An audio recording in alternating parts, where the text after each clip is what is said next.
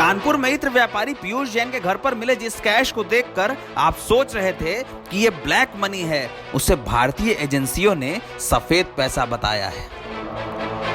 उत्तर प्रदेश के सीएम योगी आदित्यनाथ जिस पैसे को देखकर प्रदेश को लूटने वाले पापियों का पैसा बता रहे थे, ये कह रहे थे कि प्रदेश में लूटे गए पैसों को दीवारों में भरकर रखा गया है, वो पैसा एजेंसियों ने व्हाइट बताया है। एजेंसियों ने अदालत में कह दिया है कि 32 करोड़ रुपए की टैक्स की चोरी है, ये पैसा टर्नओवर का है, पेनाल्टी जमा करनी होगी, इकोनॉमिक ऑफेंस है, ब्लैक मनी का कोई मामला नहीं है। तो फिर किस बात की चिंता?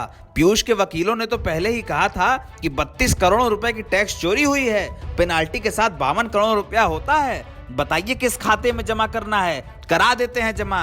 बैंक को तो कह ही दिया है इनके खाते में पैसा ट्रांसफर करो, मामला खत्म कर दिया जाए। दरअसल कानपुर में इत्र व्यापारी पीयूष जैन के घर पर जिस रोज छापा पड़ा, उस रोज इस कार्रवाई को ऐसे बताया गया जैसे काले धन के किसी कुबेर के घर पर छापा पड़ा हो। संदूक गिनाने जाने लगे, ट्रक गिनाने जाने लगे, दीवारें गिनाई जाने लगी, दरवाजे, खिड़कियां, बालकनी, नोट की गड्डी, नोट के वीडियो, नोट की प्रेस रिलीज सब सामने आने लगी।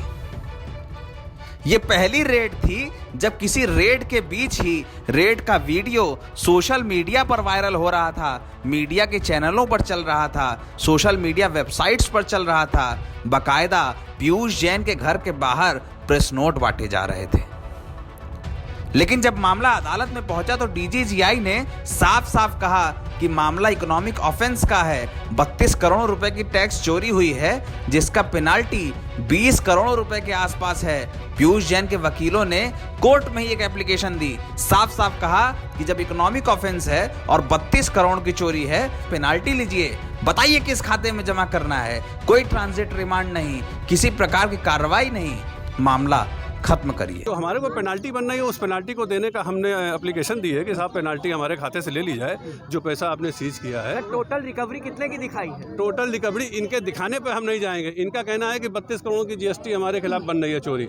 हमने 52 करोड़ रुपए के लिए लिख कर दे दिया है कि आप पेमेंट ले लीजिए हमारे खाते से जो पैसा आपने सीज किया। नहीं सर, कानपुर की मेट्रोपॉलिटन कोर्ट के बाहर पीयूष जैन के वकीलों ने यह बात खुद भी कही थी कि अगर टैक्स की चोरी है तो जो पेनाल्टी का पैसा है उसे डीजीजीआई के खाते में जमा करा दिया जाएगा।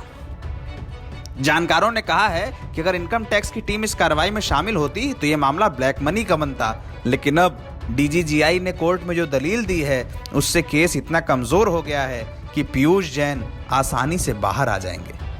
पीयूष जैन के वकीलों ने कहा है कि 2 जनवरी को कोर्ट खुलने के बाद वो जमानत के लिए अर्जी देंगे।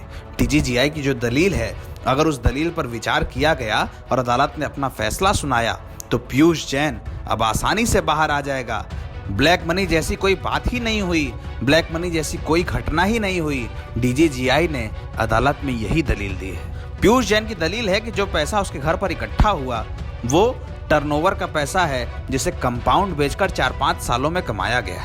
पीयूष जैन की इस दलील की तस्दीक डीजीजीआई ने भी कर दी है और अब ये केस इतना कमजोर है कि इसे आसानी से तोड़ा जा सकता है। जमानत पर पीयूष जैन आसानी से बाहर आ सकते हैं।